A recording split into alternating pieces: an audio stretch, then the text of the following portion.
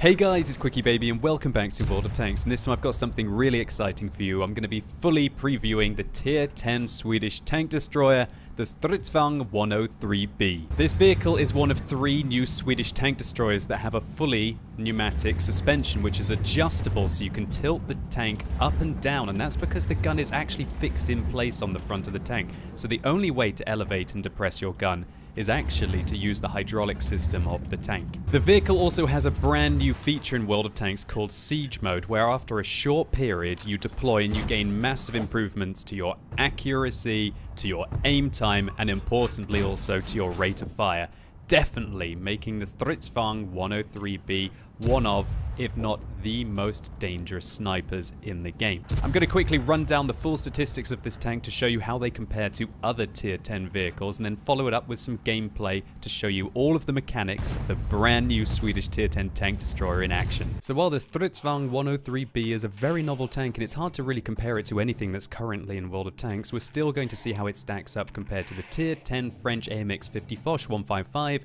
the 2 tier 10 Soviet tank destroyers, the Object 263 and the Object 268, and also the British tier 10 tank destroyer, the FV 215B 183, just to add in that extreme alpha damage example. So immediately you might notice that the alpha damage on the 103B is rather low, 390. Pretty much all of the tier 10 tank destroyers have got 750 alpha damage, apart from the Object 263, which has less at 550, and even some such as the Jagdpanzer 100 and the FV 215B 183 have up to 1,150 average damage on their armor piercing rounds. And so if you like seeing gigantic numbers with your tank destroyer, then the STRV may not be for you with 390. That is a quarter of the damage that an FV 215B 183 would do, for example. However, this 105mm gun certainly has some awesome things about it. Number one, it fires APCR as standard with 1,500 meters a second shell velocity, which when we compare to all of the other armor piercing rounds on the tanks, it certainly does outclass them. In fact,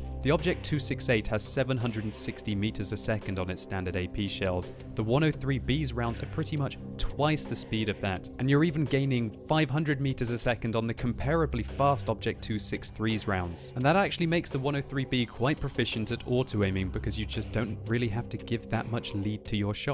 But if you absolutely despise auto-aiming, then that 1,500 meters a second just means that you give less opportunity for your targets to change their direction at long ranges. Next up, these standard APCR rounds have got magnificent penetration, 308. The only tank that has more penetration with its standard rounds in World of Tanks is the FV 215B 183 with 310mm of penetration. While this is absolutely awesome, if you must have a little bit more, then you can have 350mm of penetration with your premium APCR rounds.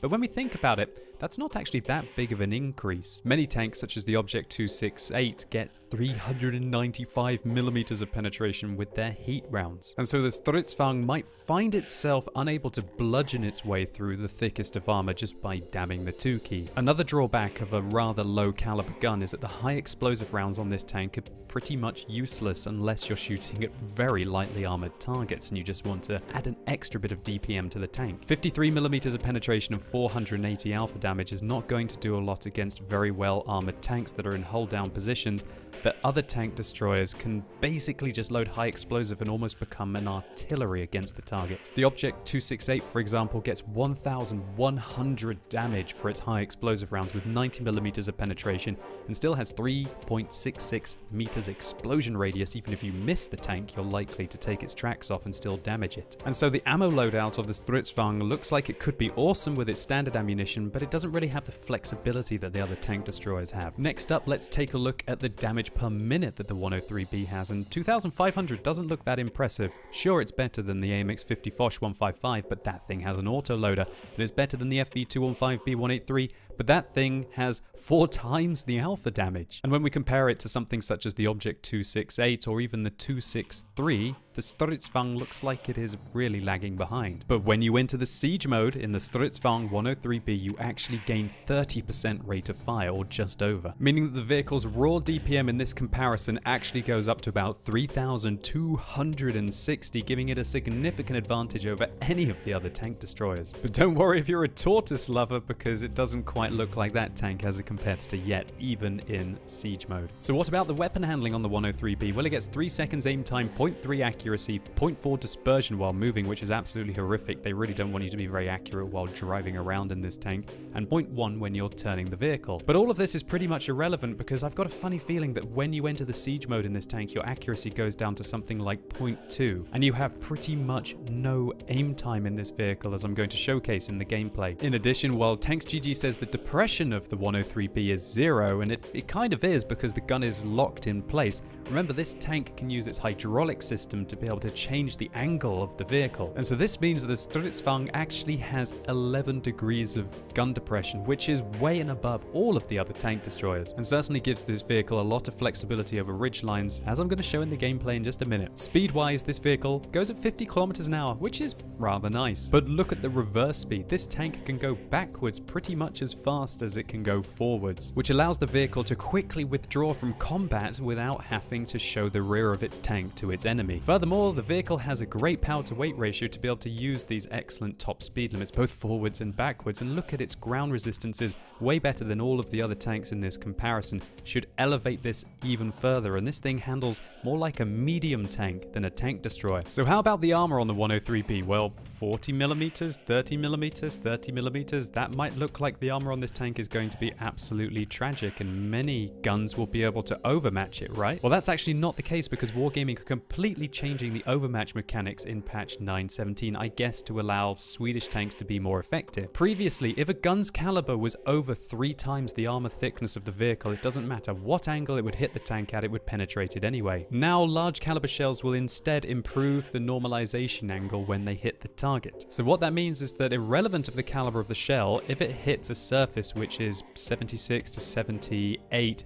degrees in angling, it is going to ricochet off. And so this means that the live calculator on Tanks GG is currently wrong, because in theory everything that hits the top should overmatch, but that's just not the case in the game anymore. So let's take a look at the armor layout of the 103B. Well, the whole of the top of the tank is 20 millimeters, which is rather annoying when an artillery shell hits you. This part of the tank is 50, this part is 50, and this part is 40, and then there's a section on the front of the tank which goes from being 60 millimeters thick down to 50 millimeters thick, with 40 just on the beak of the tank at the front. The vehicle also has some rather unique spaced armor. You can see here that there is a heat shield on front of the vehicle when it finishes loading.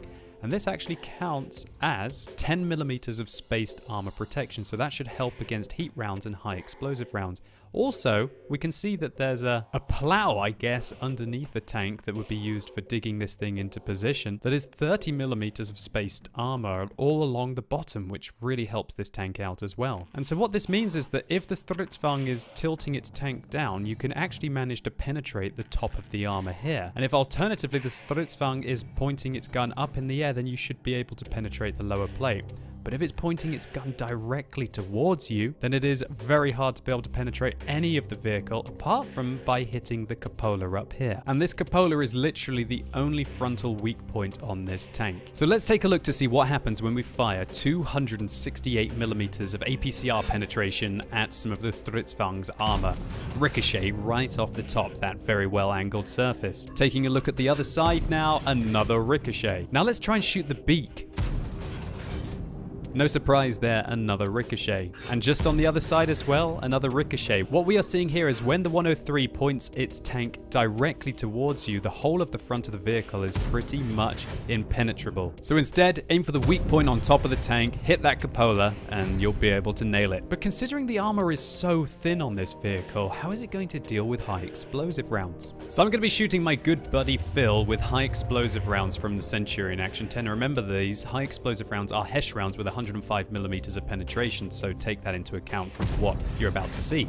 So shooting the thickest armor through what we are calling the heat shield on this tank, that spaced armor does 163 damage. On the other side, it does 109 damage. 125 damage this time. Well, let's try and shoot it in the tracks at the bottom. 128 damage, and I also managed to track Phil. And remember, when you track this tank, it's no longer actually able to turn because it doesn't have a turret or any kind of leeway in the gun arc of the tank. And look what happens when I fire underneath the vehicle. 84 damage for just splashing underneath the tank. So you can use your high explosive rounds to take advantage of the Stridsvang's really weak lower hull armor. 158 damage there. This is sizable amounts of damage for this kind of a caliber of gun.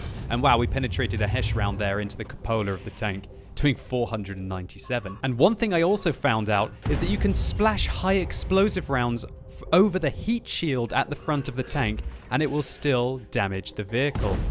So there we can see it doing 82 damage, 83 damage, 33 damage. And so what that means is that if you can see just the heat shield over a ridgeline, splash on it and you should be able to damage the Stridsvang as well. And so I guess it doesn't require much imagination to predict what an E100's 150mm high explosive rounds will do with their 85mm of penetration and 950 average damage. Yep, 360. That is a sizable amount of health to lose. The Stridsvang just lost 21% of its hit points. Let's see what happens when we fire underneath the tank. Another 339 hit points lost.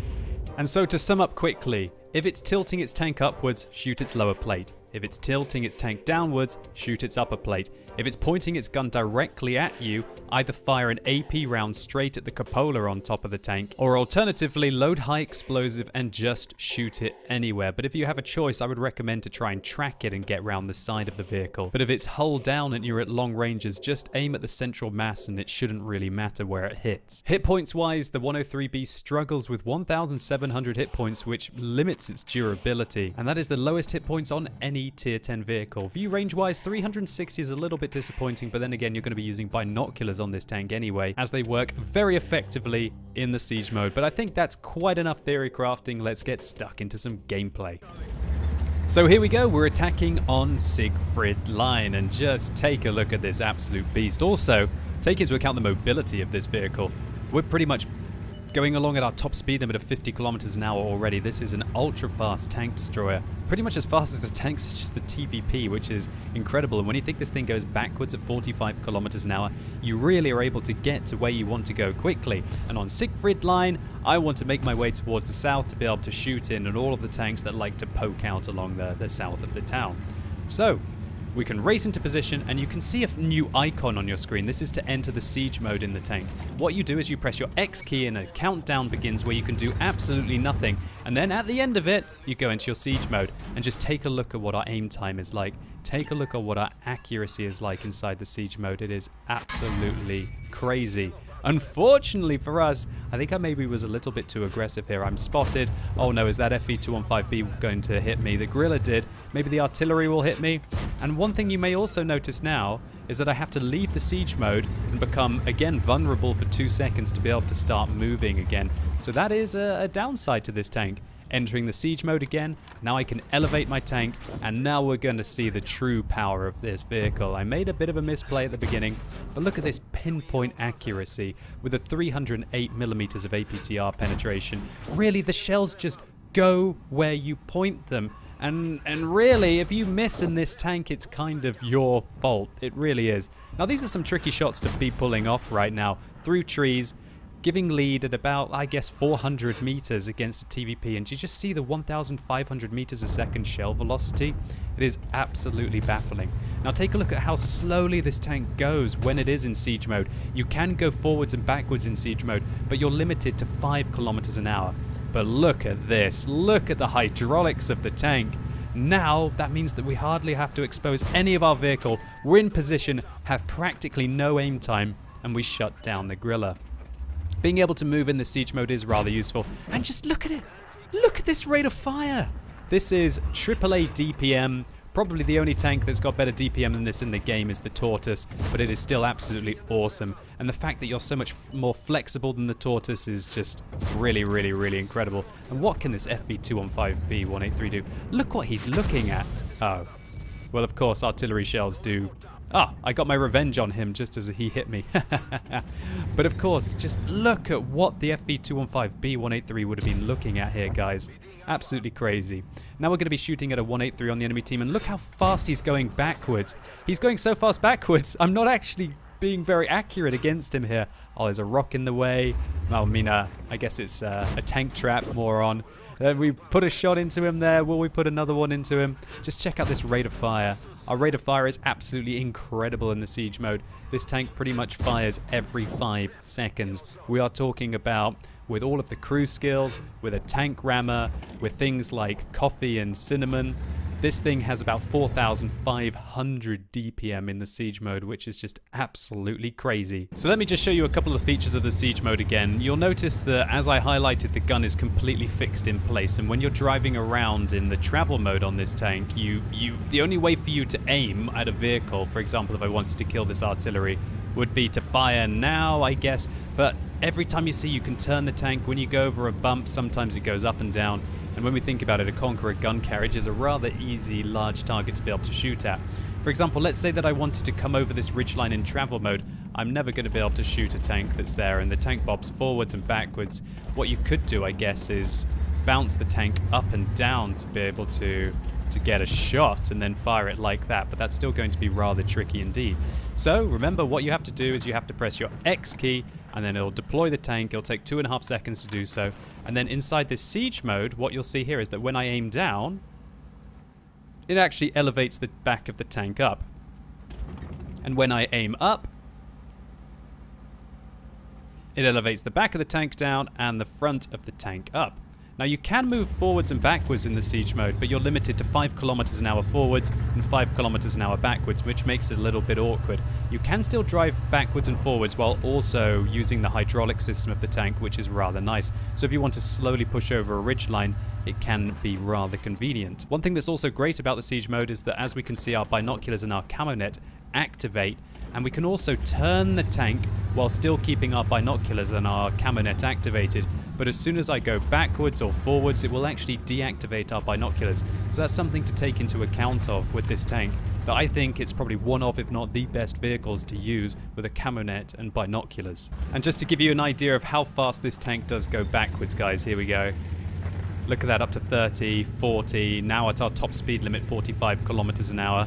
It does get a little bit of getting used to, because now you have to use your A key to turn right and your D key to turn left, but it's as if you were reversing a car, and it is very intuitive after a little while. But think about the possibilities of, let's say you're running away from someone, then they're chasing you, and you can set up when you've come over a ridge line, get your gun into position, nail them. After you've killed a tank, then you can leave the siege mode and you can enter the travel mode and then be able to run away again. The possibilities are really epic for this tank if you like to play that mid to long range sniper role. Of course, driving backwards does have its downsides, because what that means is that when you get into position, you still have to turn the tank, and then you have to set up the siege mode, and then you have to hope that your enemies haven't left the position that you want to have them in to be able to shoot them. Let's take a look at some more opportunities of what the tank is capable of in siege mode again. We put one round into the Kranvang's tracks. Will we hit him again? Yeah, we do. We track him again, and we've just locked him in place, and we are going to rip him apart. This tank is absolutely scary in this kind of position. Excellent accuracy. Well, when I say excellent, best in game accuracy, best in game aim time, second best in game DPM, everything that you want. And take a look, we can aim at the weak points of the Type 5 Heavy from the side right now. And I'm not worried about firing again, because I know that my DPM is so good that I can blind fire all I want. And the only risk, I guess, is running out of ammunition. Look at it, we can put a round right into the side weak point there. That's how confident I feel when I'm in siege mode in the 103B. Of course, the vehicle does have its limits, guys, and it is so annoying to have to set up for 2.5 seconds, aim at a tank, fire at a tank, then I leave the setup mode, and by the time I've left the setup mode, I get 2 shot by artillery. So when we think about it, that is the downside of the siege mode in the 103B. Sure, when you get into it, it's absolutely awesome. But to be able to finish off a single shot tank like the TVP in this example, it took us far too long to be able to finish him off. Whereas any other tank destroyer would have pretty much come around the corner and shot him probably in those 2.5 seconds. And then to make yourself completely vulnerable while you're killing him, and then to leave the siege mode and then try and pull back out of the situation and hope that all the enemy artillery don't nail you, is sometimes just a little too much to ask. So all in all, I've really enjoyed playing in the 103B. It certainly is a little bit fiddly to get used to the siege mode and the travel mode in this vehicle, but once you do, it does feel immensely rewarding. And just this really sums up the tank for me. Look at this poor FV215B 183 is here, and take a look what he can actually see of our vehicle. Hopefully it won't be too much behind that smoke cloud. Look at that for a shot, guys. I'm fully engaging this FV215B 183's turret, and he has the tiniest silhouette of a tank to shoot at. And even if he hits anywhere on this tank with AP rounds, it's not going to be going in, and he's probably going to do about maybe 500, 600 damage to me with Hesh. But as we saw in the gameplay, I'm going to rip him apart a hell of a lot quicker. This thing truly is the best sniper in the game if you have the luxury of entering siege mode. And while the tank only really has one frontal weakness via armor piercing rounds, I've also shown that high explosive rounds are the bane of this tank's existence, and artillery is going to be the hard counter for it. And even any player that chooses to just load high explosive rounds and whittle the tank down is going to seriously annoy 103 drivers. So I hope this video was useful to you, or maybe you just enjoyed it. If you did, please consider giving the video a like. It really helps the channel out. And let me know in the comments down below what you think about the STRV 103B. Do you think it looks absolutely awesome? What do you think about the siege mode? What do you think about the tank being able to go backwards at 45 kilometers an hour? And also, what do you think about the fact that this becomes such a terrifying sniper, probably the most terrifying sniper in the game when it finally sets up? And also, what do you think about the vulnerability of this tank? To be honest, there is so much to talk about when it comes to the 103B. And also, if you're watching this video on Sunday, the day it's released, then come along on twitch.tv/QuickyBaby tonight, where I'm going to be doing another Tech Tree showcase because it was just so popular last week. And due to popular request, I am going to play down the Griller line, apparently because Ravi says because Germany. And if you haven't seen one of my Tech Tree showcases before, I start at the bottom and I work my way to the top, explaining all of the intricate details of each tank along the way in mini tank reviews, and playing each tank with some gameplay and hopefully showcasing what it's all about. And so hopefully I'll see all of you lovely ladies and gentlemen there tonight. And also I'd like to say a massive thank you to each and every one of you for the fantastic support of my YouTube channel recently. As you may have noticed, I've been putting in a lot of effort with it recently, especially over the last few days with this new Swedish content, and the response has been incredible. So thank you very much. And as always, thank you so much for watching. You've been epic, and hopefully I'll see you soon.